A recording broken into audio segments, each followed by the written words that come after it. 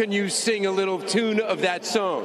Olvidarte de un amor que no se va a acabar, estar con todo el mundo, na na na na na. Hello, everyone. Welcome to episode 58 of the Iga and Carlos Tennis Show, and this is a big one for us. A lot to talk about just ahead of Roland Garros. Just finished up with Rome. Huge week for Alcaraz. Big clay court season. Massive match, massive win against Jannik Sinner in the final. Wins Monte Carlo in Rome. His second time playing both events. Just kind of turns around the season that he had from January to March. And now we're talking about him very differently because he just put up a really big tactical masterclass, if I may, in the final against one of his biggest rivals. And there's quite a lot to get into when it comes to Alcaraz overall big picture and also the Sinner matchup specifically. Yeah, big words on the tactical masterclass. Yeah, but sure. I mean, he definitely played much smarter than general. It was, first of all, it was just so fantastic to see them coming up against each other again. It's the biggest matchup in tennis right now. If anyone had any doubts about that, I remember when I posted something about in 2024, Sinner-Alcaraz was the biggest matchup, but in Carlos's head, it's still Alcaraz-Djokovic. People tried to argue that the Olympics final made Alcaraz-Djokovic the biggest matchup in 2024, and they had a Grand Slam final against each other as well. But now, I mean, you can see by the hype that this matchup is getting, and basically what they are both doing right now. Because obviously Jannik was missing for 3 months, but it's been a while since he lost to anybody but Alcaraz. I think it's crazy streak right now. Basically, since Cincinnati, he's only lost to Carlos twice, and then he's beating everybody else. So I think you can see that this is biggest. And even in Polish TV, on Polish TV, usually you're gonna have one ATP commentator for the final or whatever, and here they brought out a former Grand Slam doubles champion to do it, and with another person, and it was you could see that everybody is feeling the grandiose moment that this is, and also to have this in the lead up to Roland Garros, to have this kind of as a warm up ahead of their potential final. Of course, we don't know if it will actually happen. But I think in many ways, every single time we get Sinner-Alcaraz right now, it's a massive win for tennis, for men's tennis at least. Yeah, absolutely, and also just the extra gravitas that this had with Sinner coming back after the 3 months with his sort of run to the final, with the way he just demolished Ruud and had those wins against Cerundolo and the fight back against Tommy. It just added a lot more interest, knowing that this very well could be the final 3 weeks from now. They showed again really why they're the two best players in the world, and they kind of got a lot out of this match. They both look like, for Jannik, he got a lot of intel about this matchup and potential, and for Carlos, he just he extends that streak now 4-0, of course, since October 2023, and against Jannik. And in some ways, I think he's talked about it in almost every interview. He's pretty happy that Sinner is back, and it kind of gives him something to strive for. And you feel as they kept playing these last 4 times, the tactics, Alcaraz just kind of knows that at no point against Jannik can he ever drop that level. And I think that's what impressed me most about this final, was just this baseline level that Carlos was able to maintain throughout the whole match, that I think never really wavered. And in a way, you didn't see those massive level dips. You didn't see the drop offs in concentration. You saw a much more focused, much more kind of dialed in playing at times, a lot safer, a lot more steadier, a lot more consistent, a lot of just higher, heavier backhands, higher, loopier shots to kind of disrupt Jannik's, baseline paralysis. And it seemed to work really, really well. And you saw an edge that he had in movement as well. And you saw some of the edge that he obviously was able to bring out in variety on such huge occasions. We can talk about the first set tiebreak, also the set point saves that could have gone very differently, honestly. And then we might be having a different conversation. But regardless, regardless of that, just the way he was kind of able to find separation, I feel for the first time in this matchup, and was big. And there were some quite key takeaways of things that Carlos was able to do tactically, I feel that we can get into. Yeah, I mean, Jannik is definitely, we even saw this in this final. In terms of just baseline hitting, ground stroke quality, he's insane. Carlos actually can't match that. But again, he just has more intangibles. And of course, as you mentioned, that 5-6 game, it definitely can go both ways. I think Carlos was not too confident in that one. He was just kind of like trying to get through, but trying to get through with more margin, with hitting deeper, higher shots. Like, that's nothing wrong with that. In fact, very often we do want Carlos to play like that against other opponents. And indeed, I think in this matchup, he knows very well that he just cannot mess around. There's absolutely no space for that. If he allows Jannik that sort of an edge, it's gone. So obviously surviving that game was massive. And after that, I mean, you can see how he kind of just like grows more confident, and the momentum is the swing is so massive that suddenly he can just unleash his whole bag of tricks. And then simply you can see once more that he is just more versatile on the tennis court than Jannik. And somehow in this matchup, he becomes the best tactician on tour. So maybe it's all about the focus. Maybe it's just all about the lengths that Jannik is pulling him to. Maybe that's simply what it is. The concentration that he has in this matchup comes from the fact that he knows he cannot afford to have any dips here, as they will be just like swiftly punished.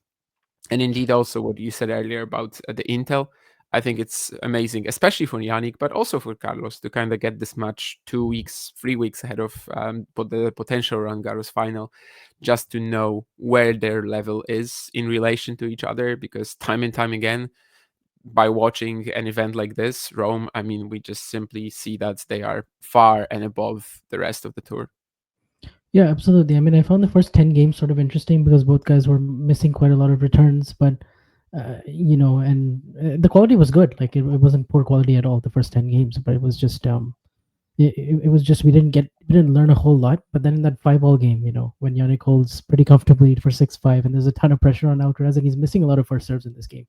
He's not finding the serve, and at 15-40 hits this serve out wide that I think Jannik would ordinarily almost always make, and he had like a really good forehand cross court look at it, misses it in the net, and you're thinking, okay, he kind of survived that one. And then 30-40, they get into this kind of rally where Alcaraz is throwing these really high, heavier, loopier balls on the backhand, and he's able to kind of mix up that pace, get it above Sinner's strike zone, and Sinner, uncharacteristic, kind of goes for a bit of a lower percentage attempt, which is trying to change directions and go backhand line. And he has that 2-hop backhand thing that he does where he hits like a jumping backhand from the middle of the court, and he can do it really well.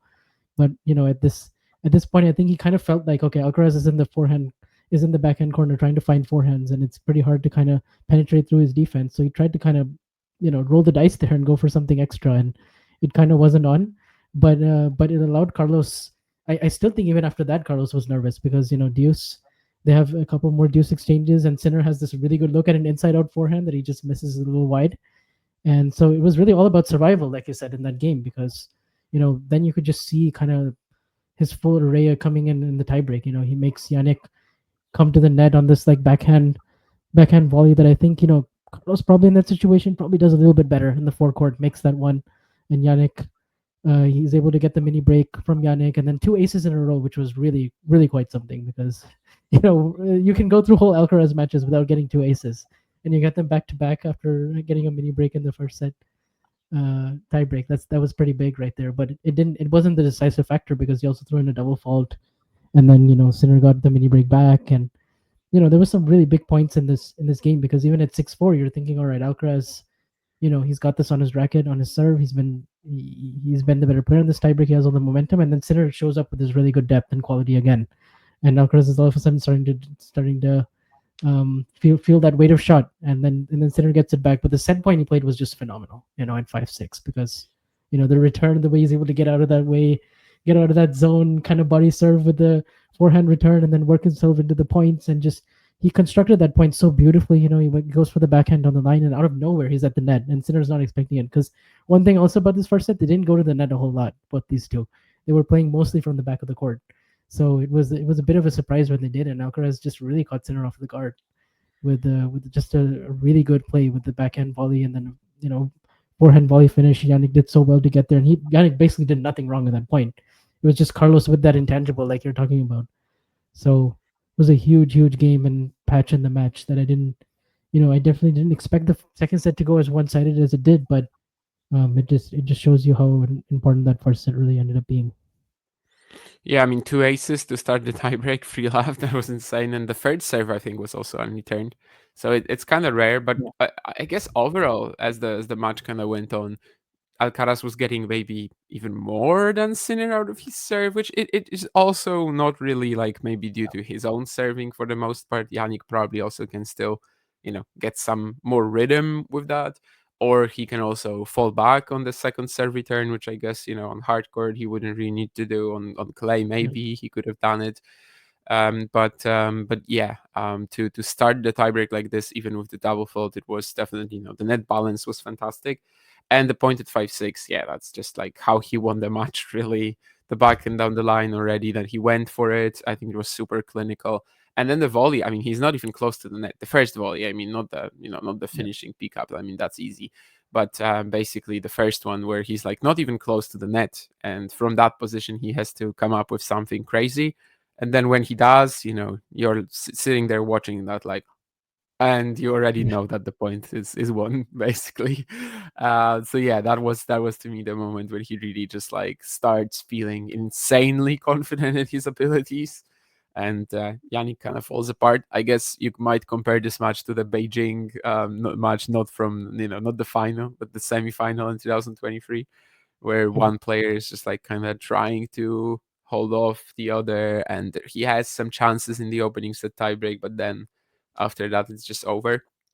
Obviously, I think clay always will kind of like accentuate the fact that Carlos has more tools in his skill set, but it was not easy to show that in the opening set. So yeah, I still think it was a really good back and forth contest. I know a lot of people will be saying that the quality was poor, and that was a theme of the whole week. That everybody was just like looking at the winners unforced error discount, and I think in many ways it's just so BS on clay, especially when we have guys like Alcaraz, Sinner, Musetti, and the likes. Like for example, calling Alcaraz Musetti one of the worst matches of all time. That's just insane to me. Yeah. I think it was perfectly fine. It's just like that's how it's gonna go really on clay courts. I mean, they're gonna be up and down the court. They're gonna be changing pace 20 times a rally, and eventually it's probably not gonna end with a winner. Or if it does, it's gonna be extra special. So I definitely didn't mind either of that. And yeah, the final was kind of after that. The show begins. Let's say after that set point we thought that this was already the highlight, but after that the show pretty much began even further. Yeah, you mentioned the second serve and how effective that was for Carlos. I mean, he won 59% of his second serve points. 16% more than Sinner's, and the kick serve, especially on the ad side, was causing Sinner a lot of problems. He tried to go back and tried to get some more air under it, or he tried to take it super early, like Djokovic would. Kind of on that ad side, and it didn't seem to really work. I mean, Alcaraz was able to have a lot of +1 opportunities and looks to hit into the open court, and then kind of just play against Yannick's movement, and it just. And the other thing was that every time he had Sinner stretched out wide to the forehand, Sinner almost felt like he had to go for broke. He had to go for a either a really massive forehand on the run like Delpo, or he kind of had to I mean just basically for him defending that. I didn't think he was that comfortable moving in and out of the forehand corner, and Alcaraz really kind of exposed that. I think throughout the whole match, it was a reliable thing he could kind of count on, and yeah, so it'll be interesting to see if that kind of continues every time they play on clay, or you certainly expect that 3 weeks from now, Sinner would be sharper in that department. Oh, he's gotta be. Yeah, I Yeah, mean, it was for Yannick. It was the first event back, and even though he was still dominating for the most part, we were seeing some cracks. Some of them physical, some of them game wise. I think especially with the returning, he really got a lot of good information out of this match, and he will be returning better. But then again, if we do see them playing again, it's best of 5. That also adds an extra layer to it. We saw what Carlos was able to do last year when he had again just even more time basically to get himself into the match, to like start applying some tactics and then adjust mid-match, which somehow in this match he's able to do, despite not being like active enough, let's say, with his on-court thinking in many other encounters. So I do think still, even if he lost this, best of 5 would be like an argument for Carlos. But yeah, I mean, you also have to factor in that Yannick, it was just the first event, and as good as he is, as amazing as he was right from the get go when he returned, it's clear that there are still things he can polish for sure before Roland Garros, and I do expect he will. I mean, there's definitely a part of this match that is like, okay, Sinner probably makes that shot in 2-3 weeks, and Sinner probably does a better adjustment here in 2-3 weeks. And indeed, yeah, the second serve kick. I think even the set point maybe in the opening set tiebreak. So like for from 5-4 was like that. I mean, Yes, a plus it one was a forehand huge one. Yeah. into the open forehand corner of And Sinner Sinner. was nowhere near it. It was just He was nowhere near. Yeah, yeah. absolutely. So a lot of key points were won like that as well.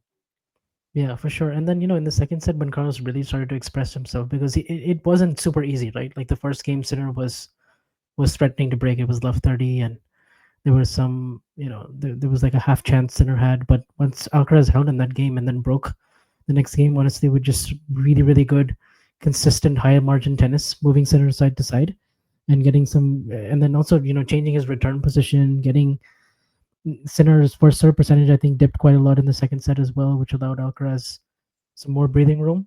But from 2-love to 5-love, I mean, some of the shots that Alcaraz was hitting, like defending and running, and the lobs were spectacular, right? I mean, I'm gonna say he had one in the first set tiebreak that was pretty key as well, the backhand lob that Sinner kind of had to, take out of the air and try to do like a Jimmy Connors-esque overhead off of, because it was probably going to land in. And then there's another insane one that Carlos hits to get to 5-love. That was just crazy. Like he had no business getting back into some of these rallies, and you could just kind of see the defense and movement edge that I feel like Carlos has on clay, that he can just d up in a way that kind of forces the other guy to, yeah, go for lines or go for just insane shot making. That we saw it oftentimes with Sinner, that actually he was the one who was having to hit closer to the lines, pull the trigger, maybe a bit abruptly, or play a little bit more low margin. I mean, just because he has to, because hitting through Carlos on the clay court when he has 14, 15 matches under his belt, compared to Sinner coming off of the 3-month break. I mean, it's you saw that difference play out, I think, and that's where Alcaraz was able to find that gap. Yeah, we talk about it all the time, but like that's what Carlos can do when he's willing to start the point on clay, Yeah. at least, when he's just comfortable playing the rally with the opponent, and he really should be comfortable playing the rally with pretty much anybody on tour. So it's great to see him kind of like access that again. I think even though he was very focused, and again, just not, this is a matchup where he knows he cannot mess around. There's no space for that. He was still able to have a lot of fun on the court in the second set, and some of that probably came from the scoreboard, like from like 4-love especially. I think he was smiling a ton. Maybe the last game there were a few shots he didn't really need to go for, and could have closed out the match 2-3 points sooner. But at that point he could actually get that sort of freedom to maybe, as you said, express himself a little bit more. But certainly, yeah, once he kind of like started unleashing all of these tricks, you could see that as a front runner, it's very tough to find somebody who's better. I think simply because once he gets comfortable, well, there might be a little bit more in terms of, yeah, just poor shot selection or something like that, or choices that you wouldn't make. But there's also going to be so much magic and so much variation of pace, rhythm, and yeah, just all sorts of shots from the book that the opponent is also surely not going to have an easy time handling it. Of course, it's so tough to play like this from the get go. He needed to get himself into that mood after surviving all these tough moments and just getting that momentum edge. But yeah, second set was definitely the few games that he played from like what 2-love. I think you said to 5-love. Yeah, I think that's fair to Yeah. say that this was like the most flashy, at least, part of the match for him. Yeah, because I think, I mean, he put in the hard work from 5-6, 15-40 to get to the 2-love by just playing solid, not spectacular, but just solid, heavy, consistent, patient. And then when he got that lead, then I feel like he really opened up in a way. I mean, wow, like that 2-love to 5-love stretch. The more I think about it, I'm like, that was just like perfect tennis from Carlos. That some of the best stuff we're used to seeing, and that's when it was all flying. And in that 5-1 game, even on the match point, the way he's able to use that kick serve, just access the forehand drop shot line, and then close the finishing volley again. A little bit reminiscent of the set point, but it's constructed differently. Like it was just a fantastic finish. And then And then I think also I was interested to see kind of how the crowd would be. And normally I'm not much of somebody who really mentions the crowd in my analysis because I just don't think I think sometimes its value is often overinflated. But I did kind of think, in this one, I was interested to see what it would feel like with Sinner in Rome in a big final against his big rival. And yes, Sinner got most of the crowd support, but I feel like they were very respectful towards Carlos. There was no kind of, antagonistic behavior or anything like that, or there was not. There were still pockets of support that Carlos was able to find, and I don't think it really had a bearing on the overall matchup and result. And I mean, I had the volume off for some of it and on for some of it, but my impression was at least the crowd well, was not too overwhelmingly a thing. Yeah, I think they were pretty quiet when Carlos won points. Let's just say that. But I was yeah, expecting maybe it's right. There weren't any like antagonistic tendencies or something like that. Definitely, I think if you're playing a match, obviously it's not always going to be like that. But if the crowd isn't like the French crowd when French players are playing, then it's kind of easy to maybe think of just the noise, the support. Like it doesn't really matter for which player it is, right? You just have that that. whole big stage type of feeling. I'm just guessing because obviously I have never played in front of a huge crowd, but I think maybe it's, yeah, as long as they're like not stepping over the line, it's still like the vibe of a big match is probably more important than like who they're actually supporting. And Mhm. yeah, obviously Carlos is like one of these guys who, even when he's playing local guys, very often there are still people in the crowd supporting him.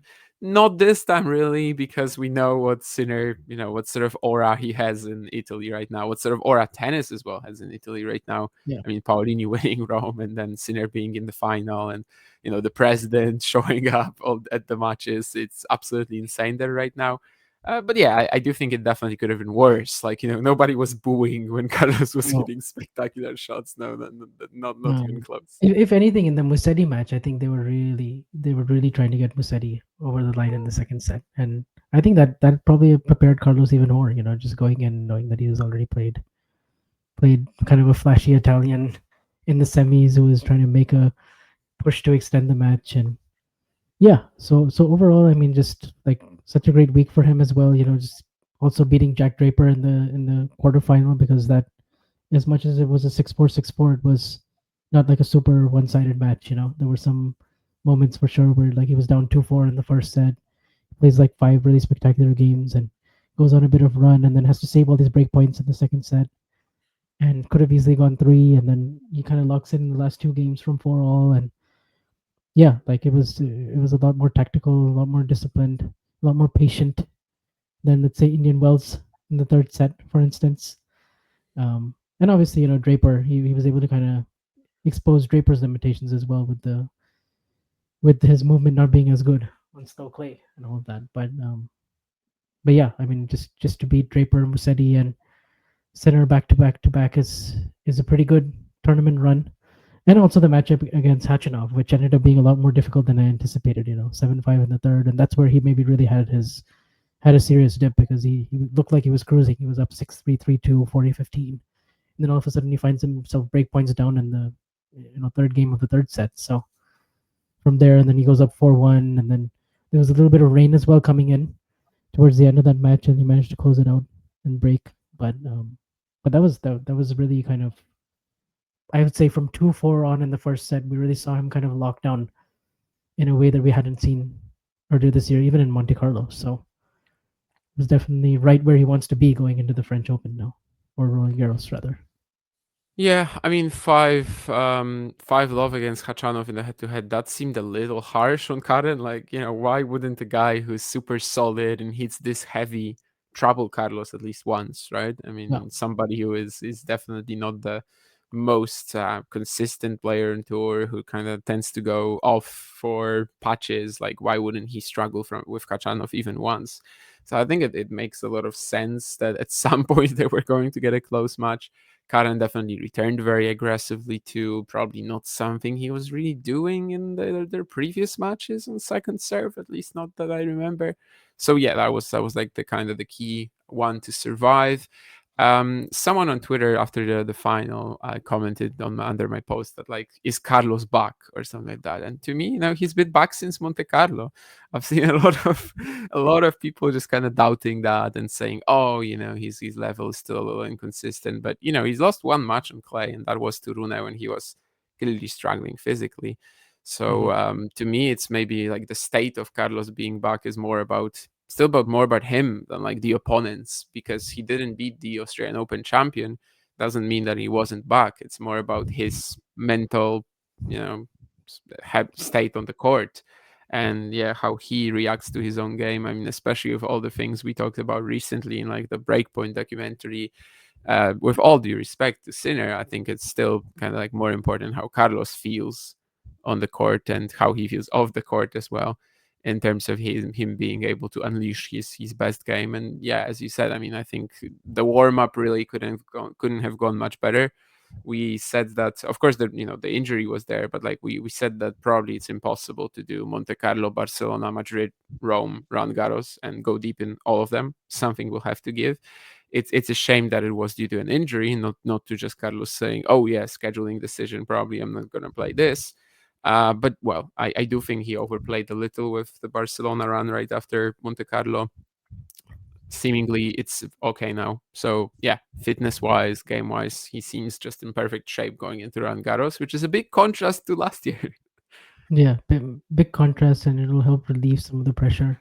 If let's say he doesn't go on and defend, just points wise as well, he puts himself healthy at number 2 again. 1,600 point gap between him and Zverev, and also further ahead in the race.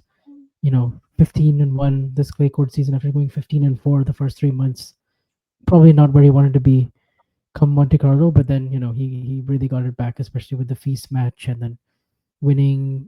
I think just winning matches like that really helps so much, because now you have that kind of mental, like you have that recency effect of having gone through those tough moments in matches that you can kind of rely back on. So when he's down 15-40, he was pretty calm in that first set, and generally pretty calm throughout the whole match. I didn't feel like he entered with any kind of serious nerves or anything. Like when he's playing Novak, it's a completely different level of tension, versus I feel like when he's playing Jannik now, and he sort of totally relishes it. And it's kind of a role reversal for them in their careers in a way, because when Carlos was dominating the tour 2022 to 2023, he was struggling against Sinner, and he was beating pretty much everyone else. And now it's kind of the other way around, where Sinner is beating everyone else, and he's really only struggling against Carlos.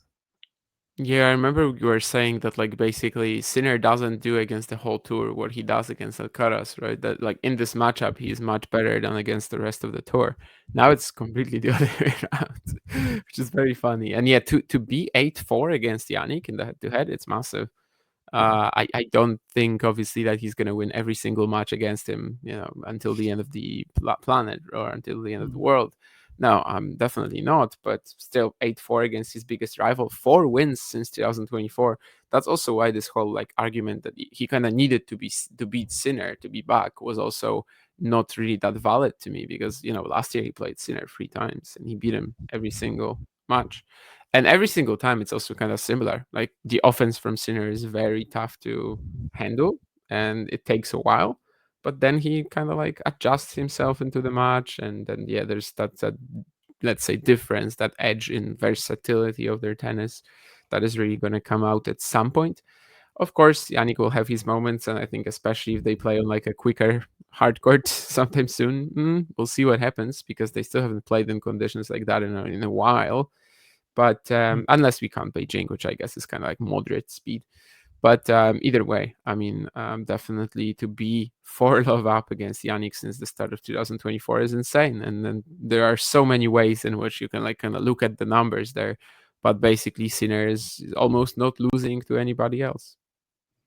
Yep, absolutely. And he was like on a 24 consecutive sets against top 10 players, 26 match win streak. I mean, the guy was like 41-1 since Cincinnati. Like these are just absurd numbers. So for Carlos to be that guy to kind of do it twice in that whole stretch.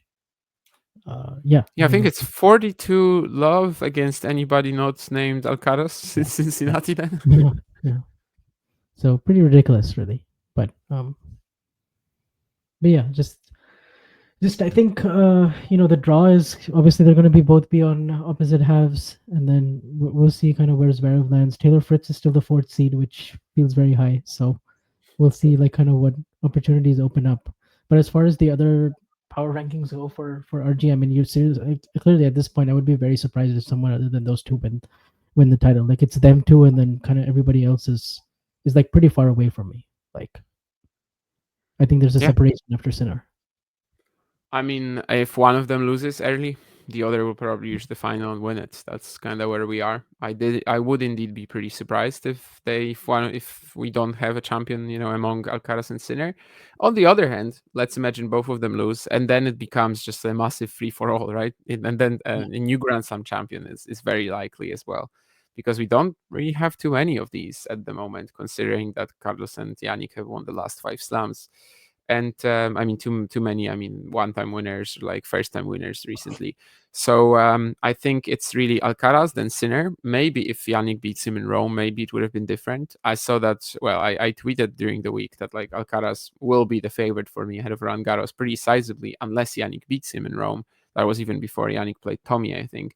And some people actually didn't agree with that, and I think also like betting odds, they were kind of in Yannick's favor, which on yeah. clay to me was a little surprising, It especially was surprising considering that where he we had a were. 63% edge coming into the match or something like that. It was like Something like two that, two. yeah. Like It was like it was a 65, bit 63 surprising minutes. to me considering it's clay. Like I Yeah, still factored that in, and at Roland Garros, it's also going to be best of five, where Yannick is somewhat untested in these like longer encounters that he might have to get through, especially in the final.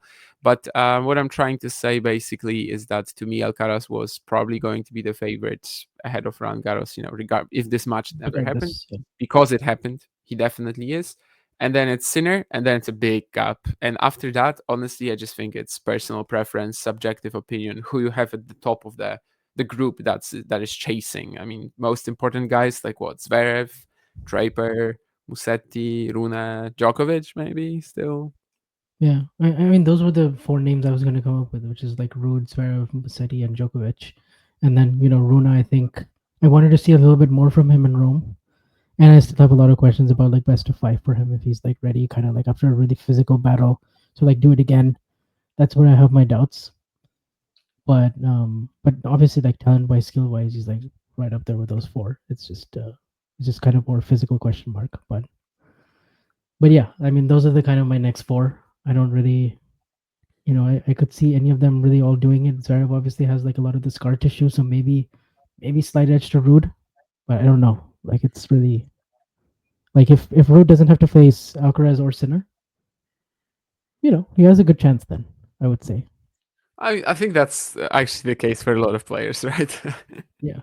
Like if both of them lose, all of a sudden like Casper Ruud winning Roland Garros, that's not so surprising anymore. I don't think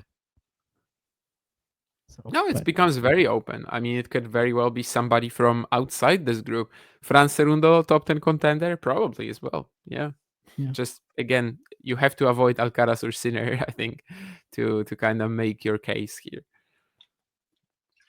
yeah. And then I don't know. Is just like Tommy Paul all of a sudden now enter the conversation? Is he like a top 10 guy if like things don't if he doesn't have to face Alcaraz or Sinner? Because I have noticed in these matches recently, Tommy has been coming in redlining against Carlos, Yannick, Danielle, Indian Wells 2023, but he just can't really sustain it after a set and a half or set in a bit. But like he had a pretty good Rome, and he's now made two semifinals back to back, and his game like translates pretty well to clay.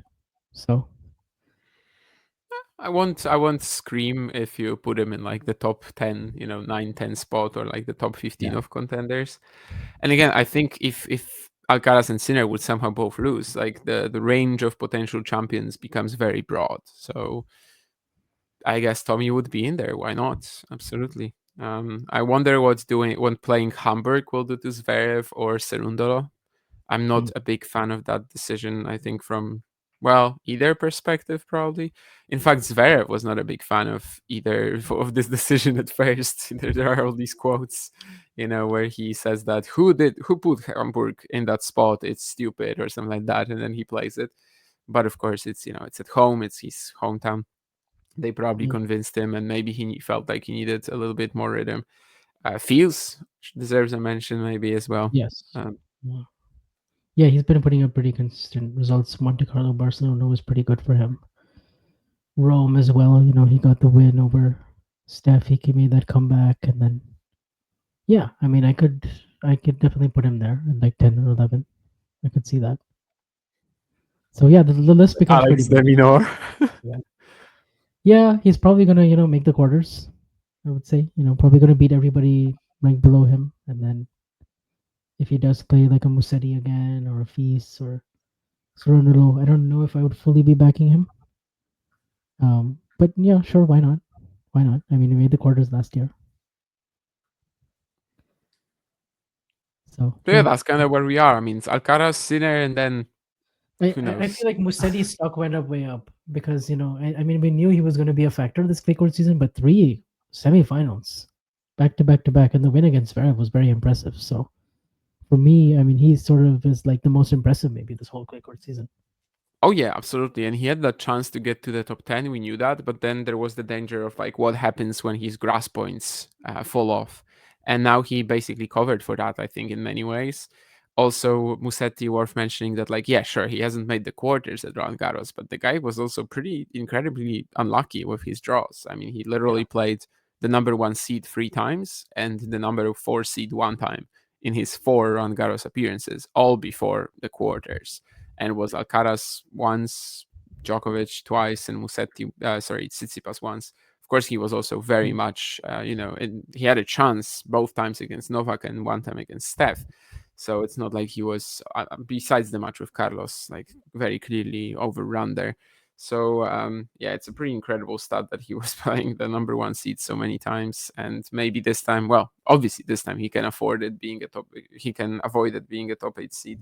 So I don't know if I fully trust Lorenzo that he's just gonna come in and defeat everybody simply because he has some weird matches and his game style is so tough to execute, kind of tough to like plan what he exactly wants to do at a given moment.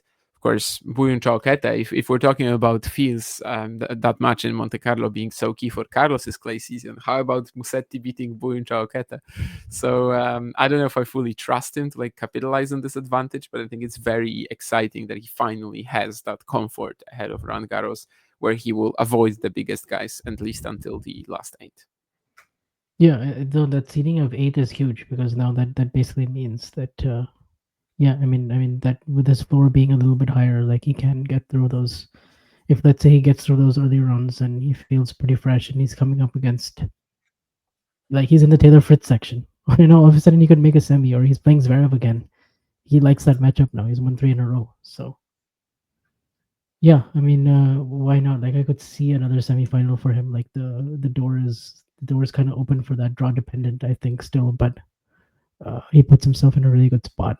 So yeah, I think that kind of more or less covers the men's contenders. I mean, I didn't mention Tsitsipas, but I feel like he's kind of at the bottom just because hasn't had the kind of results, hasn't had like the one really big win that I think I could like put him there. But maybe if I do, that's just based on previous RG record and less on current form. Sure, he deserves to be mentioned. I mean, if we mentioned Alex de Minaur or Tommy Paul, he deserves to be in there. But yeah, nobody is talking about him again. Maybe that's a good position to attack from. We'll see. Yep. But he has a few really bad matchups against the young guys, and that might stop him. Yep. And so with that, yeah, I mean, I think that was basically the ATP Rome, and that's your RG preview. And we will have another, draw preview coming up.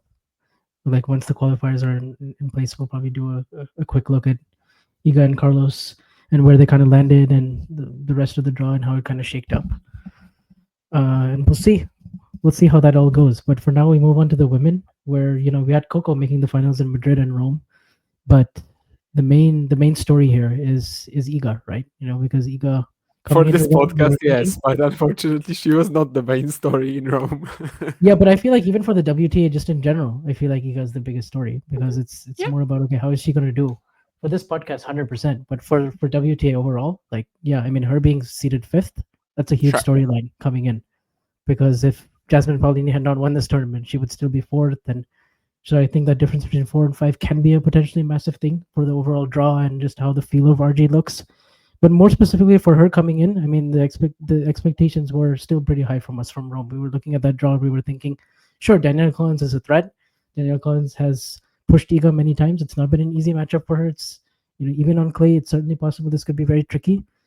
But 6-1, 7-5, and just kind of the way the match went, I mean, there's no sugarcoating it. That was there's definitely a lot of concern going into RG. Yeah, it was kind of more of what we saw in previous weeks. I don't know why we were so calm ahead of the Collins matchup. Maybe it's just the last few matches being like, the ones against Noskova, where, yeah, there's some trouble early on, but she has enough time to weather the storm, and especially on clay. Obviously, we knew that Collins was going to be very motivated and kind of just have this extra, feeling of I want to beat her after that one-sided beef that she has with Iga. But yeah, 6-1, 7-5, especially the opening set, was just such a brutal way of, on one of her favorite courts in her favorite conditions. Just getting beaten like that, it was more of what we had seen during the clay season even, and unfortunately, it's tough to say anything positive about Rome from Iga's perspective, but she got in early for Roland Garros. Maybe even too early. Sometimes when you are prepping so hard for an event, it can also add pressure. But I mean, she knows herself, her own mentality the best. So maybe it's gonna help out. And this is for sure the first time in many, many years, basically since she won her first Roland Garros, that we're entering Paris with some doubts, some concerns. Is she even the favorite? I mean, last episode, I think, well, not the last episode, because last episode was the Breakpoint special, but 2 episodes ago, I, posed this theory that Carlos was a bigger favorite for the French than Iga is. And then that has just gotten, the gap has gotten even wider since. Because right now it's just tough to say if she's even number one. And I think it's just that in the past she had to avoid like 2-3 players in the draws where we would be comfortable with her path to wherever in the tournament on clay. And now it's like that the list has expanded massively. And I think the draw might actually be very, very important to Iga here, getting a couple of rounds where she can feel comfortable again. Because in Rome, she just didn't get that. And currently, that was not possible for her to like kind of perform. Yeah, I mean, the first set, it just kind of went by very quickly. It just felt like Iga didn't feel super comfortable with her movement again, which to me is like still a little bit surprising to see that it continued in Rome. I mean, I can understand why it did in Madrid, and certainly she had some difficulties there. But like in Rome, I just felt like she was trying to end points too quickly again. Wasn't really, constructing it with clarity, and just looked a bit. There was a time where Winfrey said in the second set was saying play to win, play to win. But I almost wanted to kind of tell her play not to lose, because I hope you can just kind of rely on your athleticism and your ability to extend points. But it doesn't seem like she really trusts it right now. Because she did pick up her level in the second set. That the quality of her ball striking picked up, and she started to get more into the match. She had a couple of break points to serve for it at 5-4, and she just misses a forehand that you just know, like a year ago she was not missing. Like you just knew she would have constructed that point with just a lot more margin and not really gone so big. So I kind of just, again, like mentally, I feel like things are a little bit off, but also clarity didn't quite have that same level of trust in her game. Like just overall, I just feel like the whole game is a little just in doubt and in trust. There's no belief really right now. And so the question was she gonna? I mean, some people were even suggesting, oh, she should play Strasbourg and she should play another tournament. But I kind of was not really on board with that, because I kind of feel like the last thing she needs is like more matches right now, and more possible. Because like she's entering that tournament and like anything less than a win is like a failure. And at that point, I kind of was like, just get to Roland Garros early and start training, and just make yourself feel good, and then just hope that the sensations of you winning it 4 or 5 times combined with really good practices and a nice draw kind of gets her going, because I still think it's possible. I think it's possible to turn it around. It's not like completely in the trenches, but it's just now it's more draw dependent, like you said.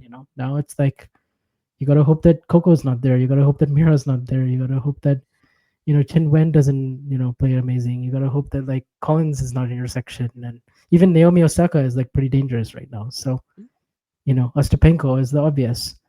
So Qualifier Bianca Andreescu. Right, like there's so many more names now, and I think that's the trouble for Igor. Is the base level and the the confidence she has at beating these opponents is a little bit shaken. Yeah, I mean, definitely the trust. I think with the movement, which you mentioned, she's been kind of just saying that she has to think about it a little bit more now, which, you really cannot play at a super high level if you have to think about basic stuff on the court. The basics like have to be covered, and then that's when you can actually, apply tactics. That's when you can play a bit smarter, and that's when you can actually have confidence in your game. And yeah, it's just completely missing right now.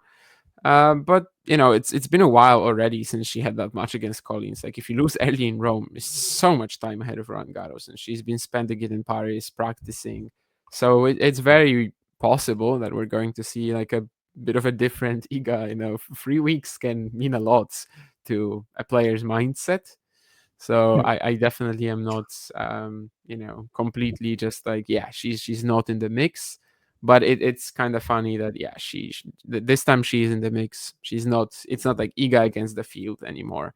There's a fair few players who will be very difficult to beat, and if she has to do it like, I don't know, back to back, Andreeva, then Goff, then Sabalenka, for example, well, it would be one of the most ridiculous comeback stories we've seen ever if she was able to produce something like that at this given moment. But it's still her court. She hasn't lost there since Sakari in 2020, of course, 4 titles, 4 out of 5 titles. Coco Gauff, she was the only player stopping her the last few years, and this time it would be much tougher. But I don't know. I mean, there's obviously a good vibe with her in Paris, but right now, I feel like I just don't know anything regarding Iga ahead of RG for sure. And Strasbourg, I didn't hear that, but I never really considered it as a possibility. I don't know. I just never thought of that. But I didn't think also that Iga was gonna go straight to Paris and just keep practicing for like so much time there. But clearly, that's what she thinks she wants right now, what she thinks she needs, and hopefully it's gonna give some results. Because indeed, I think we've said many times that when she was playing well in 2025, the level wasn't far off what it needed to be. It's just way more about the mental side of the game at the moment. Yeah, and I almost feel like the last two losses were so she wasn't really that close in any of them that you can almost kind of feel like, all right, like in some ways you were so far away that you can only really get better, right? So and then her being fifth. Actually, I was talking with Owen on WhatsApp, and he had this theory that like he thinks that like if Iga plays Arena again, that's like the best thing for her. Like if she can get to play Sabalenka, he actually thinks that somehow that will bring out the best in her. It was an interesting theory. I hadn't given it much thought, I don't hate it.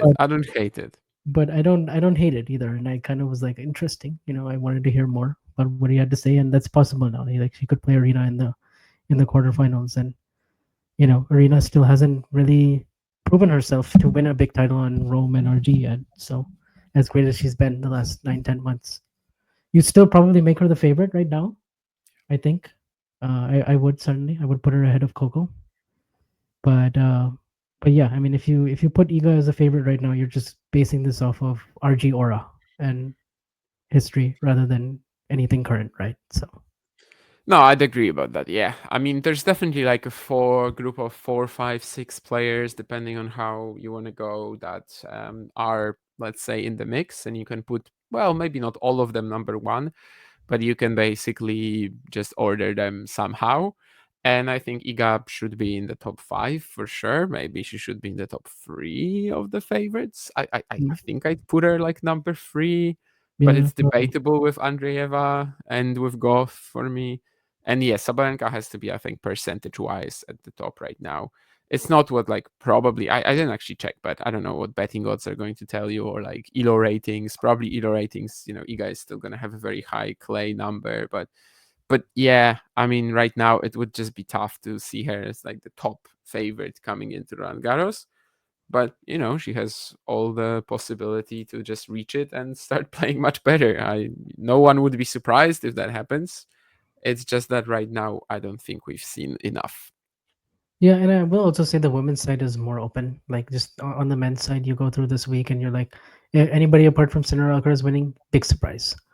But if someone other than Sabalenka wins RG, not that surprised. So, like, I take the field over Arena, and I take Sinner and Alcaraz over the Oh, yeah. field. 100%. There's nobody like Iga in recent years where we were basically thinking she's probably even more likely to win Roland Garros than the field. There's nobody like that right now. It's not that obvious. There's a few contenders who are at a very similar playing level. So even though Sabalenka has been by far the best player of the season, she's not guaranteed to win every single title she plays. Sinner-Alcaraz, it kind of feels like they're guaranteed to win every single title they play together right now, at least. Yeah, definitely. But yeah, I mean, also Junction Wen, she kind of emerged this week for me as like, okay, that was a kind of a statement win against Sabalenka. Probably the best, win that she's had from start to finish against a top player. Put it higher than the one against Iga at the Olympics for sure, level wise. So and then she loses in a third set, tie break to Coco in 3 hours and 30 minutes, and then Jasmine Paolini, obviously massive result, big story for her. Puts her inside the top four. She made the finals last year. She's also a contender, but yeah, like I would say it's really all about the draw, really, because like these 4, 5, 6 players they're still clearly above the rest. I would also put in Svitolina maybe in there. Like you can definitely argue for it, but so I feel like you just like on the men's side, you have 6 or 7, 8 names that you can throw out there, but maybe the quality is higher for those people not named Iga in those 5 or 6, and yeah, it's almost like any one of them has a realistic shot now. And it's not like in previous years where it was like a real conversation. Do you take Iga or the field? And if you went with Iga, you certainly didn't look you certainly look justified. So not like Yeah, that easy to anymore. forget Jessica Pegula is the number 3 seed as well. So I Yeah. So guess for me, that's that's a the. little bit like Fritzish, being fourth. Oh yeah, So 100%. Yeah.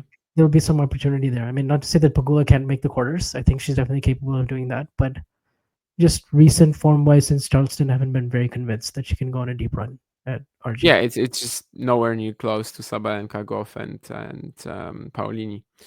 So yeah, everybody will be wanting to land in that Pegula quarter, and if you do, there's a high chance you don't even have to play her. So Yeah. that's obviously also where Iga would hope to be, I suppose. I mean, Paolini, she crashed in the Roland Garros final, but I think right now it would be a lot closer. So I don't think even the Paolini potential like quarter final clash, I don't think that solves a lot of issues either. Although it would be better than Sabalenka Golf on paper, I suppose. And yeah, I mean, there were so many similarities indeed between the Olympic match and the Rome quarterfinal for Zheng, with her finally getting the first wins against Świątek and Sabalenka. But indeed, I mean, this time she kind of had to make the opponent uncomfortable. And I feel like at the Olympics, she, like Iga, made herself uncomfortable, basically.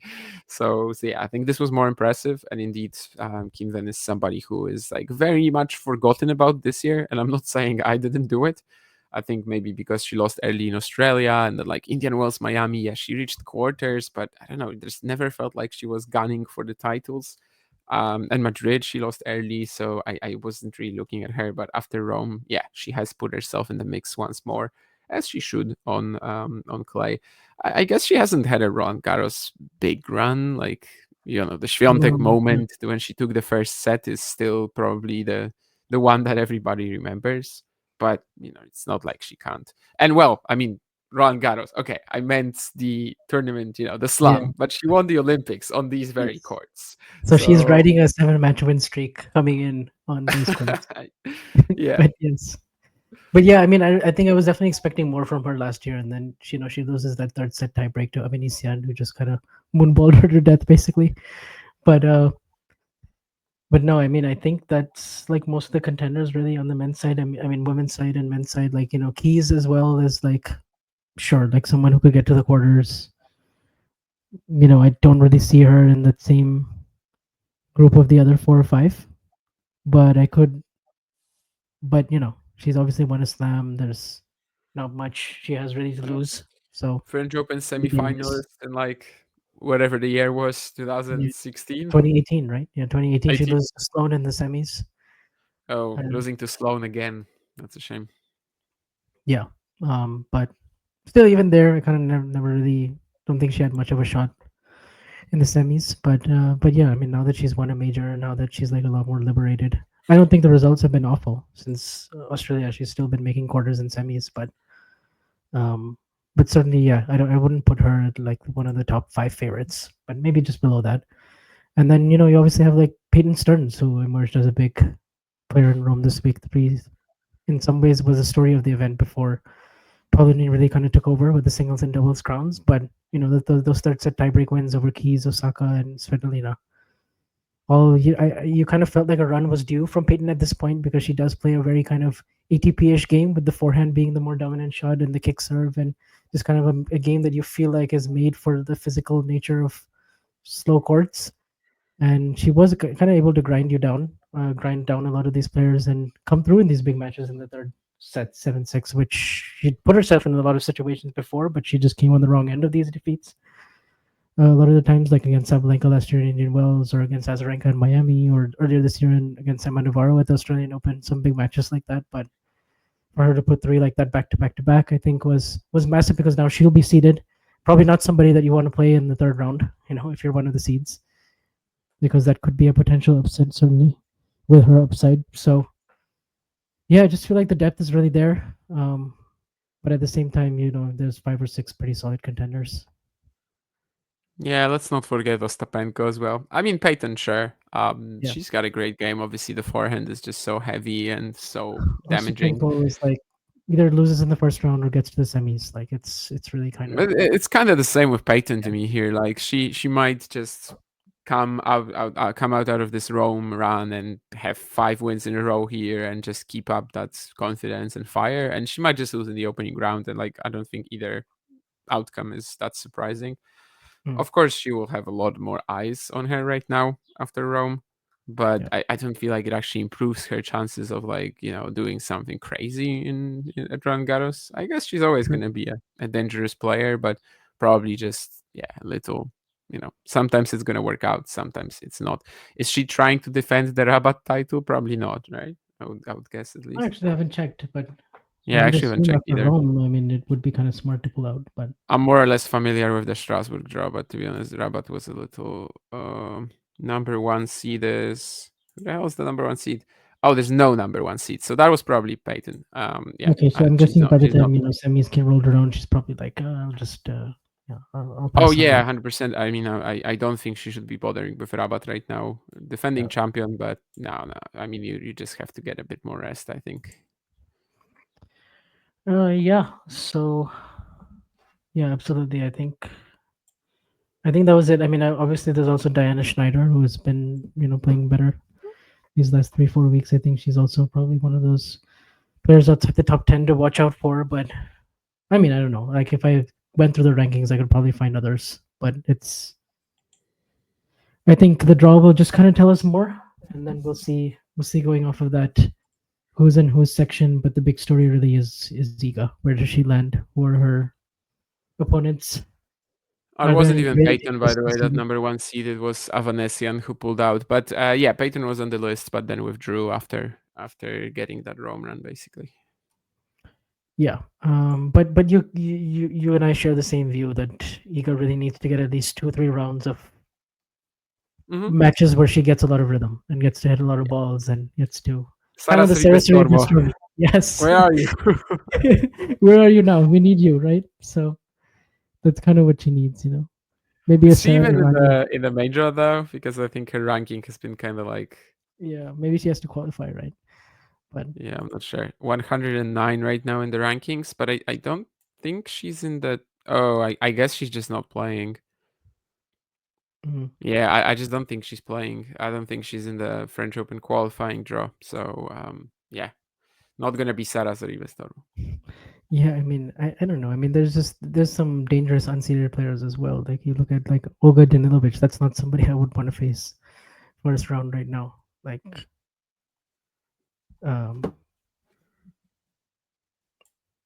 yeah, it's yeah, good names, Vansh. I mean, yeah, sure. I think obviously a week like she usually has at the French Open in the first few rounds, like that would be something very beneficial, and that's maybe going to be the big thing now. Is she able to do it or not? Yeah, that's I think going to be the main thing, and then just see kind of what happens if RG doesn't go according to plan. But for now, I mean, yeah, I mean, she's still one of the favorites. She's still world number 5. She's still a top 3, 4, 5 favorite. So it's just a little bit different than what we're used to. But that's kind of how it goes. Careers are not linear in that way, and we'll see. Like, Iga is definitely capable of getting this back on track. So Her rivals seem to be convinced that it's just a momentary blip. mhm. Let's see if Iga is convinced that it's just a momentary blip. And indeed, you said that she might have to hit rock bottom. We just don't know where that rock bottom lands. Is this, is this an early exit the French, or has that rock bottom already been hit? So for me, I think I'm not going to base it so much on what round she loses to, because if I did that, then I would say okay, Madrid was a good week. She made the semis. Like, if you told me when I saw that draw that she's going to make the semis, I'm like, yeah, that's pretty good. That's pretty good. But then she loses the way she does to Goff. Then all of a sudden, she kind of undid all that hard work, right? So I'm just more going to look at the loss itself and see if there's any positives you can take away, and then I'll kind of see okay, was that reasonable according to expectations? It's more about how the loss looks for me rather than what round it happens, if that makes sense. Style matters. I think round also does, though. If it's early, especially, right? If it's a second or third round exit, if it's the second week appearance, then I think what I'm saying applies. But if this is first round and it's 7-6 in the third, that's still not. That's hard. It'll be hard. I think maybe if she reaches the quarterfinals onwards, then it becomes more about the style. Yeah. So that about does it. I mean, that's your Rome recap. That's Carlos and Iga for you after Rome, heading into RG. And we'll be back with another episode fairly quickly, just before the main draw gets underway, after the qualifiers are placed and we know how the sections look like. And we'll have that up for you on the screen on YouTube for all the watchers out there. And obviously, you can find us on the podcast, on Apple, Spotify, wherever else you get your podcasts. You can follow us on Twitter at Iga Carlos Tennis. And hit that subscribe button. Let's keep that number going. I mean, our show, the Ami Monera, did really well on YouTube. So thanks to everybody who watched that. Definitely appreciate it. Thanks to Vansh for checking that. I actually didn't, but I guess I will take a look now. And once more, it's a different situation than usual ahead of Roland Garros, but we still have high hopes of one title and one, hopefully, title. So we'll see how that goes. But yeah, indeed, we'll be back soon. Yep, we'll be back and see you guys soon.